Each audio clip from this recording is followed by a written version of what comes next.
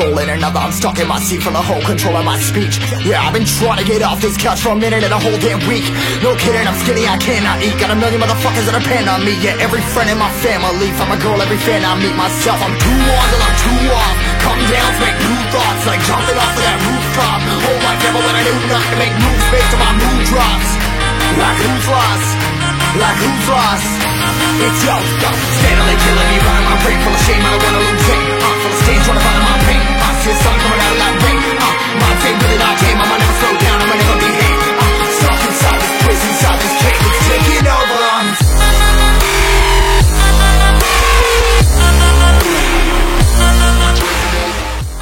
안녕하세요, 기분납니다. 반갑습니다, 여러분.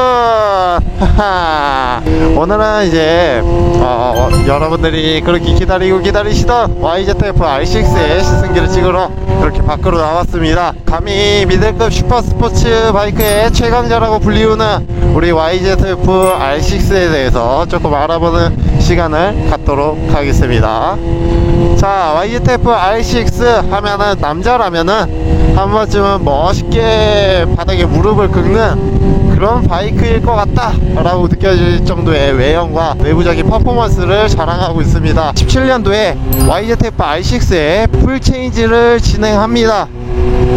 이때 진짜 대단했죠. 여러분들 아실지 모르겠는데, 이제 신형 R6를 넘어와서 미들급 슈퍼스포츠를 사랑하는 국내 팬들도 물론 있겠지만, 아메리칸 팬들이나 유럽 팬들이나 아니면 일본 팬들, 그분들이 어떻게 보면은 주된 소비층이거든요. 야마하 브랜드 회사에서는 그런 소비층에 계신 오너분들이 엄청나게 환호성을 지르게 됩니다. 야, 코너링의 황제인 YZF R6가 풀체인지를 만들다니, 야, 생긴 것도 아론 가밀리 루카하고 진짜 멋있다, 어떻게 나올까? 라고 기대를 하게 되죠. 근데 막상 나온 바이크는 이전 세대와 똑같은 엔진에 똑같은 프레임을 사용한 그냥 똑같은 R6로 출시가 됩니다. 기대가 컸던 많은 팬들이 조금은 실망하게 됩니다. 신형으로 넘어오게 되면서 ABS 의무화가 진행이 되었죠. 유로4에 맞춰갖고. 그래, ABS는 당연히 들어가고, TCS와 D 모드 채용, 한마디로 모드를 변경할 수 있는 모드 채용, 퀵시프트가 순정으로 달려 나오게 되면서 좀 와인딩을 즐겨 타시거나 아니면 투어를 가시는 분들을 위한 야마하의 자그마한 배려라고 좀 볼 수 있는 시간이었습니다. 그리고 추가적으로 페어링을 신형 R1의 모티브가 된 모토GP 머신인 M1의 페어링을 그대로 갖고 옴으로 인해서 CDA 공기 저항 값을 8% 정도 향상시킬 수 있는 그런 쾌거를 얻어냈다고 합니다. 그로 인해서 이전 세대보다 최고 속도가 더 빨라진 그런 모델이 되어버렸죠. 자, 이제 그럼 엔진 내부적인 성능에 대해서 이야기해 보도록 할게요. 현재 신형 R6 같은 경우에는 엔진 마력이 표기된 게 118마력입니다. 하지만 이전 세대 엔진 마력은 124마력입니다. 6마력이 더 낮아졌죠. 그 이유는 아마도 유로4의 기준에 맞추다 보니까 흡기나 배기 시스템의 이제 라인을 조금 수정을 해갖고 마력이 낮아졌다고 측정을 한 건데요. 여기서부터 이제 코너를 조금 탈게요. 제가 얘기하다 말았는데, 여기서부터 코너길이라고 좀 코너를 타고 얘기를 해보도록 하겠습니다. 자, 가보도록 합시다.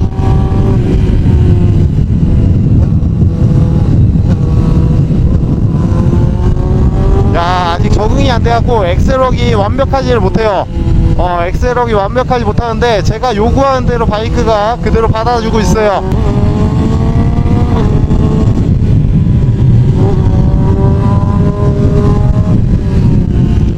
야, 어피치가 좌로 갔다 우로 갔다 좌로 오는 거 이제 빨리 넘어오게 하는 걸 어피치라고 하는데, 이 어피치의 길이가 굉장히 짧습니다.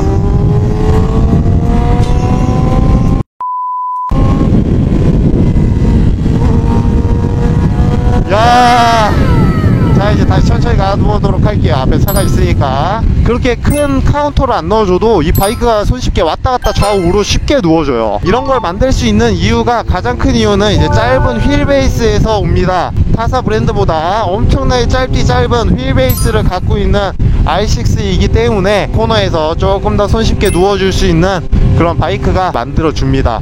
뒤에 친구 좀 앞으로 보내고, 자, 다시 이야기로 넘어가 보도록 하겠습니다. 신형 R6로 넘어와서 이런 운동 성능을 갖게 해준 이유가, 물론 짧은 휠베이스도 한몫을 더하지만 R6의 최대의 단점이었던 프론트 운동 성능의 저하예요. 한마디로 프론트 서스펜션이 리스폰스가 제대로 이루어지지 않고 프론트 브레이킹 능력이 너무나 현저하게 떨어지기 때문에 야마하에서도 이 부분을 좀 강화를 시켜주고 싶었던 거예요. 하지만 이제 새로운 작업 라인을 만들어서 제작 단가를 높이는 것보다 아론의 것을 그대로 사용하는 것이 오히려 조금 더 저렴하고 효율적으로 사용할 수 있겠다 라고 야마하에서 판단을 했는지 아론의 서스펜션과 아론의 캘리퍼와 아론의 디스크를 그대로 갖고 와서 사용했다고 합니다. 이전 세대와 조금 다른 점이 있다면 프론트 서스펜션의 구경이 41mm에서 43mm로 늘어났고요. 그리고 프론트 디스크 같은 경우에는 410mm의 구경을 갖고 있었는데 420mm까지 늘렸다고 합니다.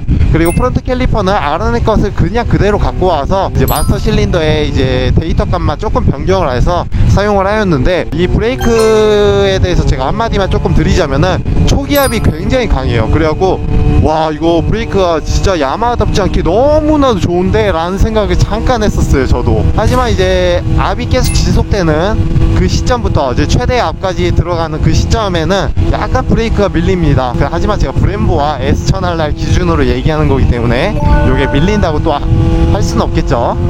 아무튼 그런 브레이킹 능력을 갖고 있습니다. 초기압이 강하기 때문에 서킷 안에서는 굉장히 빠른 응답성과 내가 원하는 만큼의 가감속을 이룰 수 있기 때문에 이 부분은 저도 정말 칭찬해주고 싶습니다. 자, 그럼 외형적으로 넘어와서 이야기해 보도록 하겠습니다. YZF R6의 외형은 R1의 패밀리 룩화 시킨 외형을 그냥 그대로 갖고 왔습니다. 솔직히 말씀드려서 R1의 것을 그대로 갖고 와고 넣은 게 진짜 많아요. 진짜 많습니다. 우선 첫 번째로 패밀리 룩화 시켜다 보니까 헤드라이트를 그냥 R1의 것을 그냥 그대로 갖고 와서 사용을 하게 되었고요. 약간의 변화를 주고 싶었는지 프론트 카울만 약간 변화를 줘서 이제 데일리 라이트 등을 R1보다 조금 더 멋있게 변경을 하였습니다. 그리고 추가적으로 리어 서브 프레임을 변경함으로 인해서 시트폭이 20mm가 더 슬림해졌고요. 시트고는 850mm, 기존의 R6와 똑같습니다. 시트폭이 좀 좁아져갖고 이 앞에 있는 친구가 174cm입니다. 키가. 친구가 탔을 때 그렇게 불편함을 못 느꼈다고 하네요. 170대만 넘으면은 저는 이 바이크를 타는데 큰 무리가 없을 거라 느껴집니다. 170 정도만 되면은 양발 까치발이 충분할 것 같아요. 물론 이제 하체가 좀 짧으신 분들은 이야기가 좀 달라지겠지만, 그래서 서브 프레임을 변경함으로 인해서 이제 리어 카울 영상도 R1의 것을 그대로 갖고 올 수가 없었습니다. 그래서 약간 변화를 줘갖고 R1의 리어 카울에 약간 이 짜부시켜 놓은 그런 리어 영상을 하고 있습니다. 그리고 사이드 카울 같은 경우에는 R6에는 오일 쿨러가 들어가지 않습니다. 그 오일 쿨러가 안 들어감으로 인해서 제작 단가에 여유가 되다 보니까 사이드 카울과 더불어서 언더 카울을 만들어줌으로 인해서 조금 난층 더 R1보다 더 멋있다는 느낌을 받을 수 있었습니다. R1에는 이 언더 카울이 순정으로 장착되어 있지 않고 엄청나게 큰 도시락통이 달려있죠. 그래갖고 우리 풀배기를 하신 분들은 언더 쪽이 좀 휑해 보이는 그런 모습을 좀 보여주고 있습니다. 그런 부분이 이제 단점으로 다가왔는지 이번 야마하에서 약간의 요런 사소한 배려지만 요런 배려를 해줬다는 게 저는 아주 높이 평가하고 있습니다. R6를 제가 정말로 조금 높이 평가한 이유가요, 휠베이스에서 오는 운동 성능도 있지만 솔직히 제가 이 지상에서 제가 앉아있는 궁뎅이까지 그 앉아있는 그 높이가 타사 브랜드보다 더 높습니다. 시트고가 높기 때문에 당연히 높겠죠. 한마디로 이제 제 체중이 위쪽에 많이 실리다 보니까 브레이킹을 할 때 오히려 더 브레이킹에 조금 더 도움을 줄 수 있는, 제 체중이 도움을 줄 수 있는 그런 역할을 하는 것 같아요. 제가 여기서 한 가지만 더 짚고 넘어갈게요. 모르시는 분들이 있으실 것 같아요. 브레이크의 한계는 타이어의 한계와 같습니다. 한마디로 타이어가 얼마큼 버텨줄 수 있느냐에 따라서 브레이킹 능력이 틀려지는데요. 그렇기 때문에 우리 서킷 달리시는 분들이 하이그립을 타는 이유도 여기에 있습니다. 타이어 한계점을 높이기 위해서, 브레이킹 성능을 높이기 위해서. 아무튼 그렇게 타이어의 한계점을 높일 수 있는 방법이 이제 무게를 상부에 많이 위치를 시키는 거예요. 하부를 최대한 가볍게 만들고 상부에 이제 무게를 많이 높이면은 브레이크 성능이 당연히 높아지게 되거든요. 그러니까 제가 높이 앉아 있으니까 오히려 제 몸무게가 이 브레이킹을 하는데 더 도움을 주는 것 같아요. 니그립을 해서 앞으로 해서 체중을 실으면은 프론트 쪽으로 핸들에 실으면은 브레이킹 능력이 훨씬 더 좋아져요. 제가 한마디로 R1의 것을 그대로 갖고 와서 초기압이 굉장히 강하다고 했잖아요. 거기에 더불어서 제가 이런 무게까지 줄 수 있으니까 이 바이크가 브레이크 능력이 전 부족하다고 느껴지지가 않아요. 코너 와인딩 타는 데 있어서. 그런 부분에서 제가 높이 평가하는 거고요. 약간 특이한 점이 있다고 하면은 신형 R6부터 기름 탱크를 알루미늄화 시켰어요. 한마디로 더 가볍게 만들었다는 거죠. 이 기름 탱크가 가벼워짐으로 인해서 1.7kg의 무게를 감소시켰다고 합니다. 1.7kg면 정말로 큰 거예요. 여러분들 모르시겠지만 내 몸무게 1.7kg 빼는 건 쉽지만 바이크의 몸무게 1.7kg 빼는 건 굉장히 어렵습니다. 아무튼 그 정도의 무게를 감출 수가 있었습니다. 자, 여기까지 우리 R6의 칭찬 일색이었습니다. 장점만 좀 나열을 해드렸고요. 우리 R6의 최대의 단점에 대해서 좀 이야기하도록 할게요. 원가 절감이 좀 많이 들어간 바이크예요. 기존의 R6와 아론의 것을 그대로 갖고 온 것이 너무 많기 때문에 스윙암하며 프레임하며 엔진하며 계기판도 심지어 빅뱅 아론의 것을 그대로 갖고 왔죠. 09년식부터 14년도식까지 그 계기판을 그대로 갖고 오고, 아무튼 원가 절감이 좀 많았습니다. 여기서 제가 대신해서 조금 변론을 하겠습니다. 야마하를 대신해서. 야마하 측에서는 이제 미들급 슈퍼스포츠를 이제 풀체인지를 시켜갖고 어떻게든 또 새로운 걸 도입하고 새로운 장치를 넣고, 그렇게 되면은 이 바이크 자체의 설비 라인을 다시 만들어야 돼요. 설비 라인을 다시 만들면은 거기에 또 돈이 들어가고, 거기에 대한 인건비하며 개발에 들어가는 개발자의 비용하며, 그런 게 이제 비용적으로 적자가 날 것 같으니까 기존의 것을 최대한 데이터화 시켜갖고 개발자만 사용하고 설비 라인은 뭐 새롭게 안 만들어갖고 그렇게 원가 절감을 좀 진행했다고 합니다. 그도 그럴게요. 우리 전 세계적으로 이제 슈퍼스포츠 시장이 점점 줄어들고 있어요. 그러다 보니까 리터급이 아닌 바이크들은 솔직히 잠깐 이슈화 되긴 하지만 그렇게까지 인기를 끌진 못하고 판매 대수가 많아지지도 않죠. 그런 거를 좀 판매 대수 늘릴 수 있고 이렇게 만들 수 있는 거는 리터급이 유일무이하다 보니까 리터급에 좀 많은 변화를 주는 것 같습니다, 우리 제조사들이. 아무튼 그래갖고 그런 이유 때문에 원가 절감이 좀 이루어졌다고 말씀드릴 수 있고요. 만약에 제가 R6에 좀 넣어줬으면 좋겠다 라고 하고 생각하는 부분이 있다면은, 저는 이제 전자장비 쪽으로 좀 많이 넣어줬으면 하는 작은 바람이 있어요. 엔진하며 프레임하며 이제 와인딩 느낌이 하며 그런 건 저는 완전 이제 만점을 주고 싶어요. 브레이킹도 솔직히 저는 나쁘지 않다고 생각해요. 물론 여기서 조금 더 디테일화 시켜갖고 이제 최대압에도 브레이킹을 좀 잘 잡힐 수 있게끔 그렇게 데이터화를 시켰으면 좀 좋았을 텐데, 그런 부분에서 조금 아쉽지만 요게 크게 아쉬운 부분이라고 다가오진 않고, 서스펜션 강성하며 서스펜션 리스폰스하며 이런 것도 저는 R6에는 오히려 넣어줬다는 게 너무나도 박수 쳐줄 정도로 야마한테 너무 고맙다고 생각합니다. 자, 그러면은 제가 넣어줬으면 했던 부분에 대해서 이야기해 보도록 하겠습니다. 전 전자장비 쪽으로 좀 넣어줬으면 했고, 우리 신형 아람부터 들어가는 IMU 관성 측정 유닛이 좀 들어갔으면 하는 작은 바람이 있습니다. 관성 측정 유닛에 대해서 모르시는 분들이 있으실 것 같아서 제가 간단하게 조금 설명을 해 드리도록 하겠습니다. 관성 측정 유닛은 이제 전방, 휠, 좌우 센서 총 6개의 센서가 이 라이더가 어떻게 운행을 하고 이 라이더가 요구하는 게 무엇이고 앞으로 나올 코너에서 이 라이더가 어떻게 진입을 할 것이고, 그런 것을 데이터화 시켜갖고 이제 ECU로 보냅니다. 그러면 ECU에서 그 라이더가 실수를 하게 되면은 뭐 브레이킹이나 엑셀의 실수가 이루어지게 되면은 로우 슬라이드나 하이 슬라이드처럼 그렇게 넘어지는 슬립 상황을 좀 최대한 빠르게 감지를 하고 또 적절한 TCS 양과 ABS 양을 터져줌으로 인해서 한층 더 안정적인 라이딩을 선보이는 전자장치죠. 거기에 더불어서 신형 R1에 들어간 SCS 슬라이딩 컨트롤 시스템이라고 해갖고 최대 100km까지 들어갔을 때 리어 타이어가 만약에 그립력을 잃거나 아니면 그립력을 순간적으로 너무 과하게 잡게 되면 하이 그립이나 로우 슬라이드가 날 수밖에 없습니다.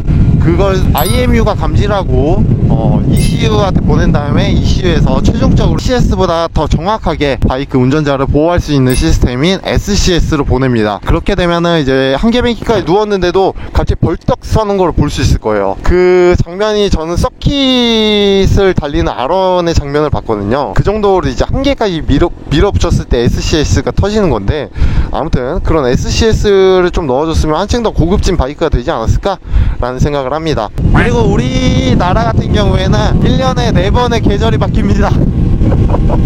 1년에 4번의 계절이 바뀝니다. 봄, 여름, 가을, 겨울. 추웠다가 더웠다가 엄청 열심히 바뀌죠. 그러기 때문에 우리 라이더들은 이 찜통 같은 여름에 바이크를 타야 하죠. 그래갖고 열기에 대한 부분도 좀 빼놓을 수가 없습니다. YZF i6의 엔진은 이제 고RPM까지 사용한 엔진이기 때문에 뭐랄까 이 열기가 굉장히 심합니다. 여러분들이 생각하는 것 그 이상으로 심합니다. 솔직히 말씀드리면 S1000RR보다 더 심한 것 같아요. 근데 그 열기를 어떻게 빼주냐에 따라서 이제 라이더가 느끼는 열기의 양이 좀 틀려지는데, S1000RR 같은 경우에 탱크 옆에 이상한 라인을 만들어서 그쪽으로 열기를 뿜어냅니다. 그래갖고 라이더가 앉아있는 그 안쪽 허벅지에 그 열기가 직접적으로 다 오기 때문에 엄청 뜨겁다고 여러분들이 느끼는 건데, 이 R6도 뭐 크게 달라진 건 없습니다. 이 R6는 우선 엔진과 프레임을 그대로 사용해서 그런지 이쪽에서 열기가 와요. 그래갖고 제가 여기 스텝에 다리를 올리고 있으면은 여기가 뜨거워져요. 이 발목부터 해갖고 정강이가 엄청 뜨겁습니다. S1000RR은 허벅지가 뜨겁다 그러면은 이 R6는 정강이가 뜨겁습니다. 정강이가 너무나도 뜨거워요. 그런 단점을 갖고 있지만 우리 R6를 그래도 구매하겠다라고 하신 분들은 그 정도 열기를 참아낼 수 있는 열정을 갖고 있지 않습니까? 큰 문제는 되지 않을 거라고 보고 있습니다. 나 칠게.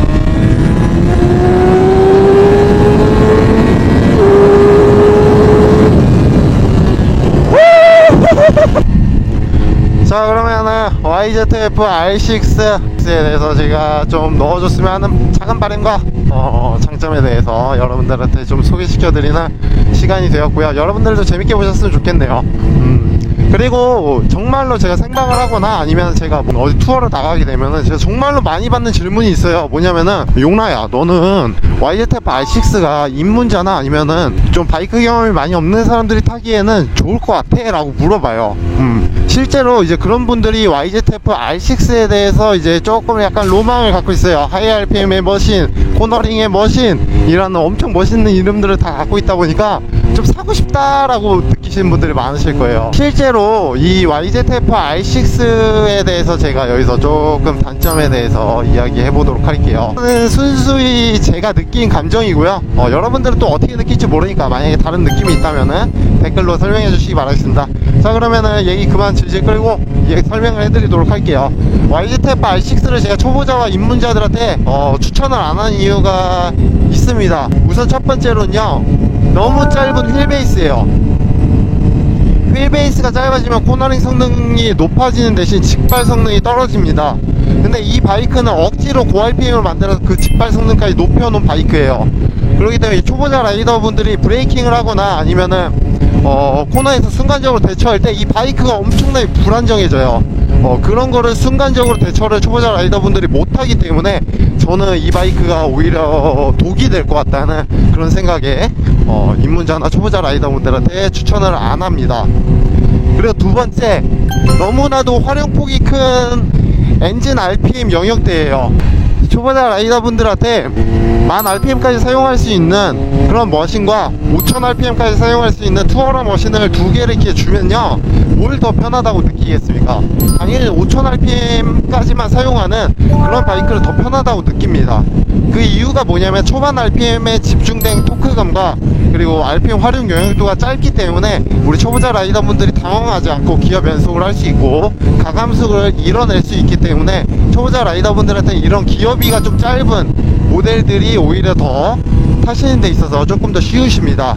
RPM 활용 영역대가 너무 높아짐으로 인해서 여기서 좀 오는 단점이 뭐냐라고 물어보시는 분들이 있으실 건데, 첫 번째로는 엔진의 리스폰스예요. 그러니까 스로틀 땡기다가 딱 놓으면은 이 엔진 브레이크 걸리는 느낌이 엄청나게 강합니다. 저 RPM에서는 그러고요. 고 RPM에서는 이 엔진 브레이크 느낌이 엄청나게 약합니다. 그래갖고 안 서는 것 같이 느껴지는 그런 느낌을 받습니다.